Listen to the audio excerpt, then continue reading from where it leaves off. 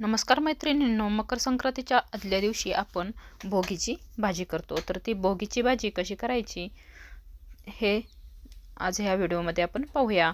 या पद्धतीने भोगीची भाजी केल्यास ती खूप सहज आणि सोप्या पद्धतीने आणि लवकर होते. आता इथे मी वाटाणा, हरभरा आणि वालाच्या शेंगा, काही ठिकाणी त्याला घेवड्याच्या शेंगा असंही म्हणतात, बटाटा, वांगी आणि मसाला घेतला आहे. त्यासाठी शेंगदाणे, खिसलेले खोबरे, तीळ, कोथिंबीर, आलं आणि लसूण ह्या वस्तू घेतलेल्या आहेत. तर आपल्याला इथे शेंगदाणा, खोबरं, तीळ आणि आपल्या घरात जे मसाले असतील तेच मसाले वापरायचे आहेत. शक्यतो ह्या भाजीला अंबारी मसाला वापरल्यावर भाजी छान होते. इथे मी शेंगदाणे भाजून घेतले आहेत. सुरुवातीला आपल्याला शेंगदाणे भाजून घ्यायचे आहेत. भोगीची भाजी करताना त्यामध्ये बोरे किंवा शेंगदाणे भिजवून टाकले की भाजी छान लागते. तसेच भिजलेले हरभरे आणि हिवाळ्यात मिळणाऱ्या वस्तू या भोगीच्या भाजीसाठी वापरल्या जातात.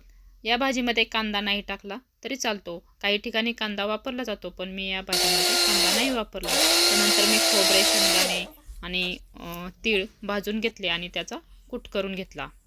हा कूट केल्यानंतर आपल्याला आलं आणि लसूण याची पेस्ट करून घ्यायची आहे. नंतर कढईमध्ये जिरी मोहरी टाकली. जिरी मोहरी तडतडल्यानंतर त्यामध्ये आले व लसूण याची पेस्ट मी टाकून घेतली. ही पेस्ट चांगली भाजल्यानंतर त्यामध्ये मसाले टाकायचे आहेत. मिरची पावडर, अंबारी लसूण मसाला किंवा घरातील जो मसाला आहे तो वापरला तरी चालतो.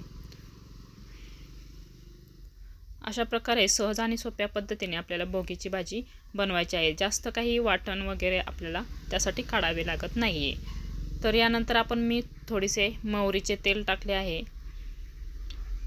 तेल टाकून मसाले चांगले परतून घ्यायचे आहेत.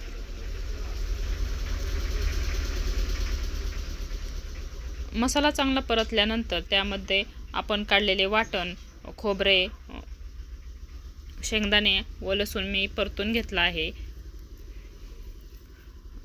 चांगलं परतल्यानंतर लालसर झाल्यावर भाजीला चांगली चव येते, त्यामुळे वाटण चांगलं परतून घ्यायचं आहे.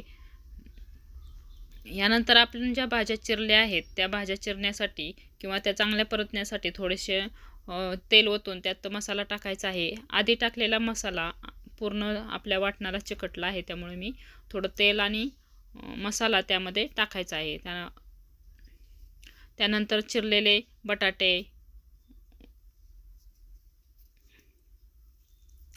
बटाटे, हरभरा, वाल, आम्ही इकडे वाल म्हणतो, तुमच्याकडे काय म्हणतात ते प्रत्येक ठिकाणी वेगवेगळी नावे असतात. गाजर, बोरे असे सगळे चिरलेले पदार्थ आपण यामध्ये टाकणार आहोत आणि भाज्या चांगल्या मिक्स करून वाफलून घ्यायच्या आहेत. वांगी, थोडेसे तीळ भिजवून ठेवायचे, म्हणजे ते भाजीत कचकच लागत नाही. त्यामुळे तीळ टाकताना ते धुवून भिजवून घ्यायचे आहेत.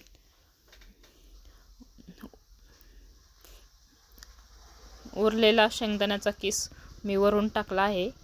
तसंच तुम्ही सुद्धा वरून किस टाकून किंवा भाजीला तेल टाकून थोडी भाजी वाफलून घ्यायची आहे. भाजी वाफलस तोपर्यंत एका पातेल्यामध्ये पाणी गरम करायला ठेवायचं आहे.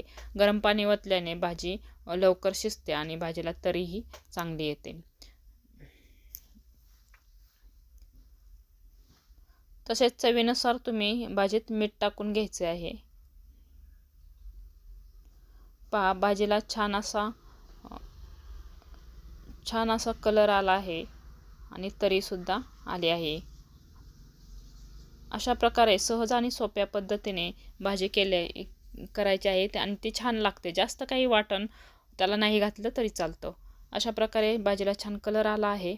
आता ही भाजी झाल्यानंतर आपण ताटात वाढून घ्यायची आहे. पहा, अशी सोप्या पद्धतीने केलेली भाजी एकदम छान आणि चविष्ट लागते. जास्त काही वाटण वगैरे काढावे लागत नाही. व्हिडिओ कसा वाटला ते कमेंटमध्ये नक्की सांगा. भाजी एकदा ट्राय करून पहा. थँक्यू, धन्यवाद. सबस्क्राईब